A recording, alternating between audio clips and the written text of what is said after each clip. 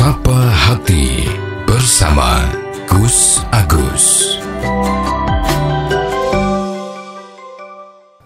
Sobat Dimas di Ajeng yang berbahagia. Ya, kalau kita bicara dalam bulan yang kedua ini ya, bulan Safar. Ya, ini memang banyak sekali ya peristiwa-peristiwa penting ya yang terjadi pada bulan ini. Ya, bulan-bulan Safar ya. Ya, maksud saya yang terjadi di dalam sejarah Islam itu sendiri, yang mana bisa menjadi pelajaran atau contoh buat kita.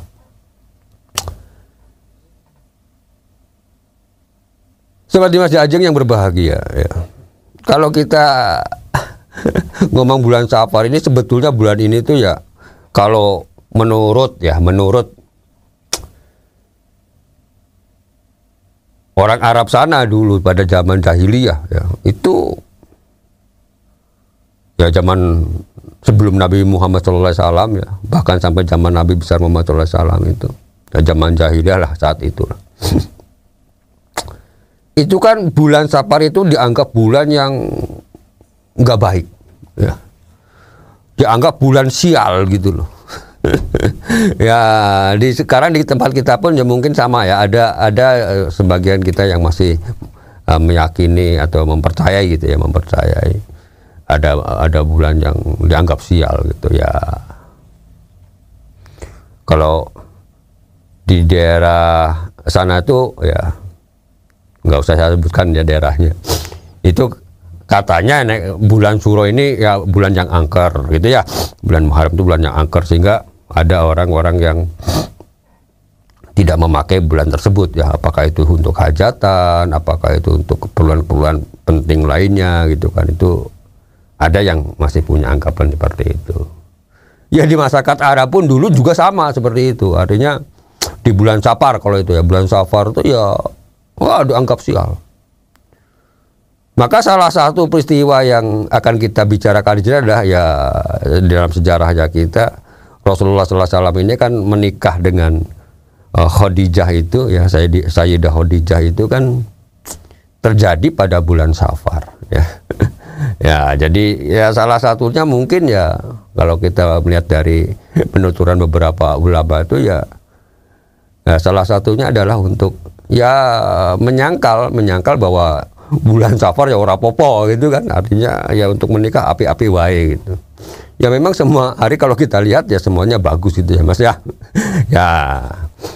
Ya tapi bagi yang masih mempercayai seperti itu ya juga nggak apa-apa gitu kan, karena itu juga bagian daripada ikhtiar kan. Ikhtiar manusia itu kan ya macam-macam, karena yang namanya bulan pun kan juga Allah sudah memberikan satu keistimewaan kan begitu ya, seperti bulan Ramadan kan Allah mengistimewakan gitu, bulan Muharram termasuk bulan Rajab gitu kan, itu kan ada beberapa bulan yang memang diistimewakan oleh Allah Subhanahu wa taala.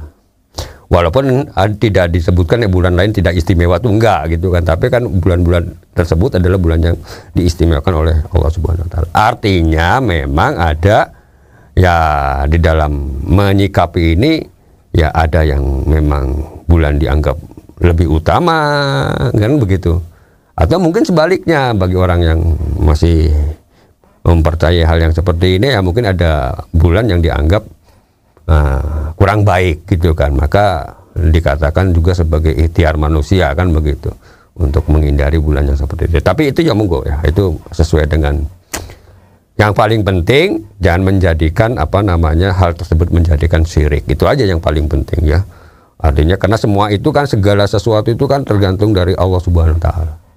Ya, asal kita lillahi taala, Allah yang akan apapun yang terjadi kan itu semuanya dari Allah Subhanahu wa taala.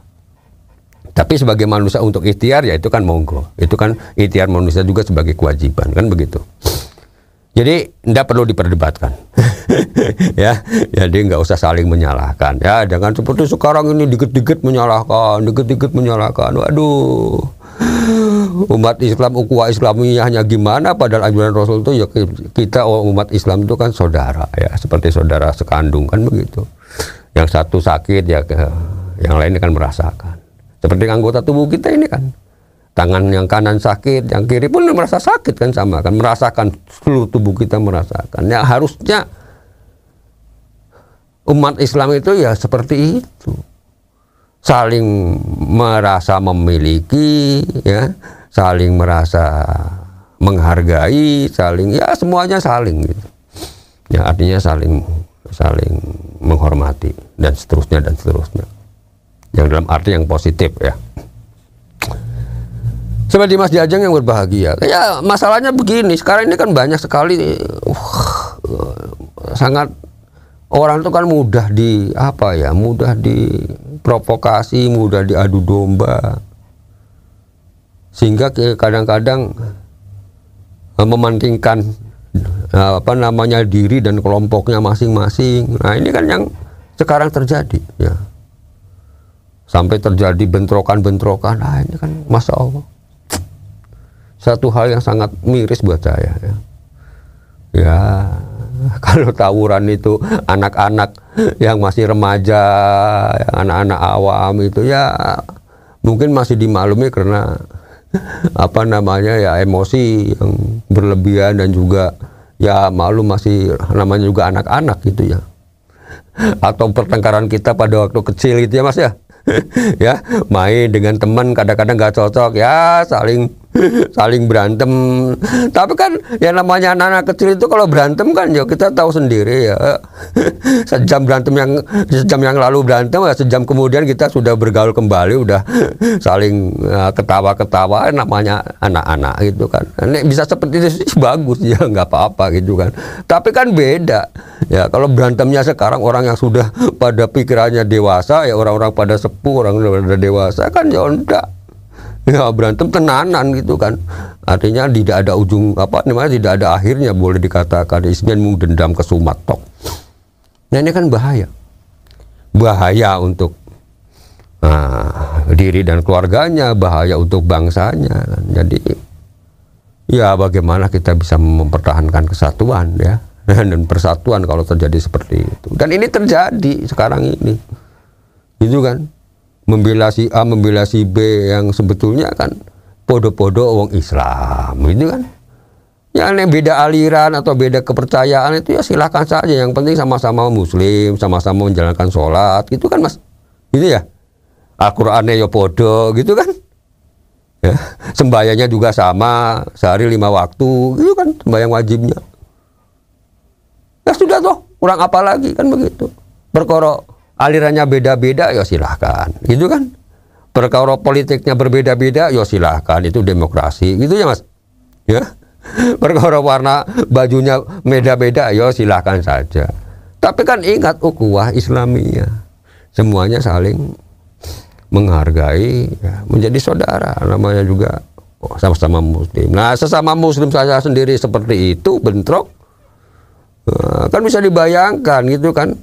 Orang-orang luar akan mengatakan pasti akan merasa takut. Waduh, semua saudaranya sendiri so bentrok kayak gitu. Apalagi nanti kita yang di luar Islam kan begitu bisa punya anggapan seperti itu. Ya walaupun mungkin saja tidak ya. Tapi kan secara berpikirnya kita orang yang sehat akalnya kan akan mikir ke sana juga. Nah seakan-akan bahwa yang ini yang tidak disadari. Ini tidak disadari. Ya. Adanya saling perpecahan di antara umat Islam sendiri itu sebetulnya adalah sama saja dengan melemahkan Islamnya itu sendiri. Ya, secara tidak sadar, baik itu sadar maupun tidak sadar, itu kita Islam itu sudah dilemahkan dari dalamnya itu sendiri. Ya, saling mencaci, saling mencemooh, saling menyalahkan, apalagi sampai ya pertengkaran, bentrok ya. Ya, ini di Indonesia kayak gini, itu ya. Di luar negeri kalau kita dengar juga ya kayak gitu ya, pecah ya, saling berperang dan seterusnya. Aduh, Masya Allah ya, apa memang ini zaman sudah akhir, gitu kan? Ini kan pertanyaan kadang-kadang. Apa memang harus begini goro-goro gitu ya? Ya itu kadang-kadang saya merasa apa juga ya, prihatinnya apa ya? Sebetulnya akar rumput ya, artinya orang-orang yang di bawah itu kan hanya mengikuti. Itu masalahnya kan di situ, hanya mengikuti. Justru yang saya sayangkan ini adalah para tokoh-tokohnya ini. yang dianggap ulama, yang dianggap kiai, yang dianggap ustadz, yang dianggap habaib dan sebagainya lah. Pokoknya para tokoh gitulah. Kan artinya yang namanya tokoh agama ini kan boleh dikatakan ya namanya juga tokoh ya. Mesti saya menganggapnya itu ya, ilmunya hebat, mumpuni gitu kan. Keagamaannya ya hebat, adabnya mesti akhlakul karimahnya mesti junjung tinggi gitu kan. Itu kan kalau para tokoh gitu kan, ya para ulama, para kiai, para ustadz gitu kan. Para ustazah dan lain sebagainya itu. Itu kan mesti yang dijunjung adalah akhlakul karimah. Karena mau tidak mau yang namanya tokoh itu kan mesti ngerti agama, kan begitu. Ngerti syariat, ngerti akidah dan seterusnya dan seterusnya. Dan pasti ya harusnya ngikuti jejak Rasulullah SAW. Ya. Karena Rasul sendiri kan diutus di muka bumi ini kan cuma nanya satu. Ya, tujuannya itu ta'ala adalah innama bu'istu li utamima makarimal akhlak.